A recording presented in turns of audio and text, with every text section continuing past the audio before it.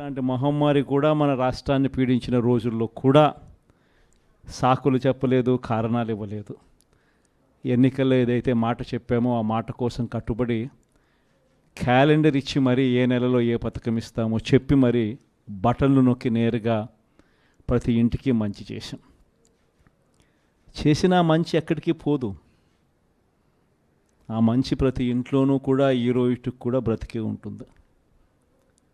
Next ఎన్నికలు వచ్చేసరికి మనం చేసిన ఈ మంచే చంద్రబాబు నాయుడు చేసిన ఈ మోసమే ఒక కోపంగా మారుతుంది. ఎందుకనంటే చంద్రబాబు నాయుడు గారి క్యాంపెయిన్ కూడా మనం చూసాం. జగన్ ఏమో పలావ్ ఇచ్చాడు, బాగానే చూసుకున్నాడు, కానీ చంద్రబాబు నాయుడు బిర్యానీ పెడతానన్నాడు. తీరా చూసేసరికి పలావు పోయింది, బిర్యానీ పోయింది, పస్తు పండుకోవాల్సిన పరిస్థితిలో ఈ పొద్దు మేము ఉన్నాము అని చెప్పి ప్రజలందరూ కూడా అనుకుంటా ఉన్న పరిస్థితిలో ఈరోజు రాష్ట్రాన్ని చూస్తూ ఉన్నాం. వైఎస్ఆర్ కాంగ్రెస్ పార్టీయే, మన పార్టీయే అధికారంలో ఉండి ఉంటే ఈ పార్టీకే మీ జగన్ రైతులందరికీ రైతు భరోసా ఇచ్చేసిండు.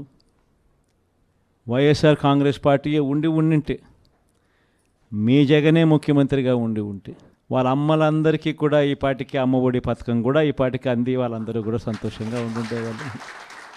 మీ జగనే ముఖ్యమంత్రిగా ఉండింటే, వైఎస్ఆర్ కాంగ్రెస్ పార్టీ మన పార్టీయే అధికారంలో ఉండుంటే ఈ పార్టీకి విద్యా దీవెన కింద ప్రతి పిల్లాడికి కూడా వాళ్ళు కట్టాల్సిన ఫీజులు ప్రతి త్రైమాసికం 3 నెలలకు ఒకసారి వాళ్ళకు సంబంధించిన ఫీజులు మళ్ళీ 3 నెలల లోపల 3 నెలలు అయిపోయిన వెంటనే ప్రతి త్రైమాసికం వచ్చే ఫీజులు విద్యా దీవెన కింద వాళ్ళ ఖాతాల్లోకి పడుండేటివి. ప్రతి అడుగులోనూ మోసమే కనిపిస్తూ ఉంది. పిల్లలకైతే మొన్నటిదాకా ఇంగ్లీష్ గవర్నమెంట్ బడులలో టోఫుల్ ఒక పీరియడ్గా బోధన జరుగుతూ ఉండేది. ఇంగ్లీష్ గొప్పగా పిల్లలందరూ చదువుకొని నేర్చుకొని గొప్పగా మాట్లాడే పరిస్థితి ఉండుకొని ఐబీ సర్టిఫికెట్లు సైతం వాళ్ళు పుచ్చుకొని ఏకంగా మన పిల్లలందరూ కూడా ప్రపంచంతో పోటీ పడేలా చదువులు ఉండే పరిస్థితి నుంచి ఈరోజు చంద్రబాబు నాయుడు గారు ప్రభుత్వం రాగానే టోఫుల్ పీరియడ్ను కూడా బడులలో నుంచి తీసేశాడు.